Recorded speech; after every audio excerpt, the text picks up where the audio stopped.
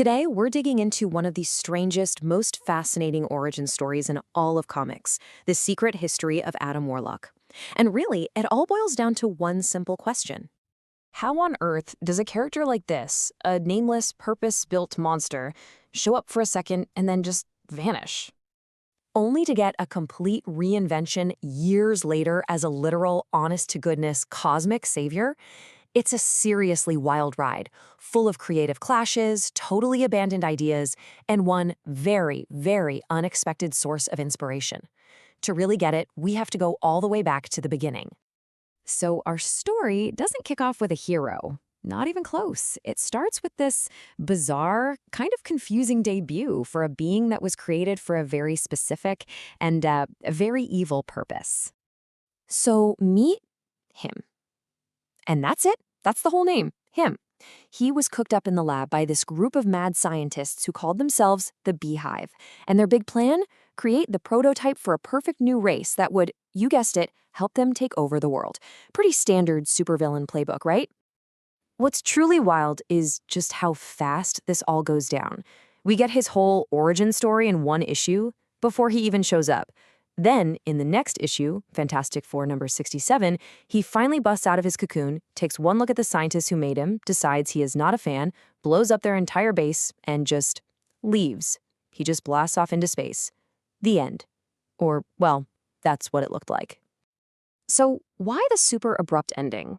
Well, it turns out that behind the scenes, there was this huge creative tug of war going on, and it was centered on some surprisingly philosophical stuff. See, at its core, you had this major clash between the artist, the legendary Jack Kirby, and the editor, Stan Lee. Kirby wanted him to be this living, breathing symbol of objectivism, a philosophy all about pure reason and self-interest. But Stan, he kind of steered the whole thing toward a more classic comic book plot. You know, evil scientists create a monster they just can't control. And what happens when you have a creative clash like that? You get a story that's completely rudderless. The whole philosophical angle got scrubbed, which just left this really powerful being with zero motivation and no actual purpose. So yeah, they basically just wrote him out of the comic.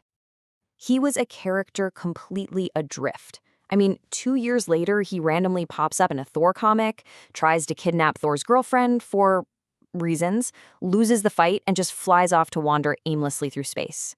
He was a creative dead end, a total footnote. Until something completely out of left field happened. Okay, this is where the story goes from kinda weird to absolutely bonkers. A forgotten monster gets a second chance at life, all thanks to one of the most unlikely pop culture phenomenons you could ever imagine. So for years, this him character is just collecting dust in the Marvel archives. A failed experiment, right? But then, this huge cultural moment sweeps the globe, and it gives one particular editor a truly wild idea. You heard that right, the rock opera Jesus Christ Superstar. No joke. In 1972, Marvel editor Roy Thomas sees the show, and it's like a lightning bolt. He realizes he can take this abandoned character, him, and totally reinvent him from the ground up as a superhero messiah. And this wasn't just a minor tweak, we're talking a complete overhaul. First up, he gets an actual name, Adam Warlock. Second, he gets a divine mission. This godlike being called the High Evolutionary finds him and tasks him with saving a troubled paradise called Counter-Earth. And finally, to help him on his quest, the High Evolutionary gives them that iconic soul gem and plunks it right on his forehead. And we need to be really clear about this. This was not some subtle, read between the lines kind of thing. The creative team leaned all the way in on the messianic parallels. They were creating a direct and really powerful allegory. Oh, they were not being shy about this at all. The entire point of the reboot was to literally create a superhero messiah. The whole story was engineered from page one to echo one of the most famous stories in all of human history. I mean, you can just draw a straight line between the two stories. Instead of God sending his son down to Earth, you have the High Evolutionary sending Warlock to counter Earth. Instead of atoning for humanity's sins, his job is to clean up the mess of this broken paradise. And the metaphor just keeps going, right through a heroic death, a resurrection inside a cave, into final ascension, into the cosmos. All right, so let's step back from the how and why for a second and just appreciate the actual story they created. Because the writers didn't just make a metaphor, they created a modern myth, a parable for the space age. And the story goes something like this. Once, there was this beautiful garden called Counter-Earth.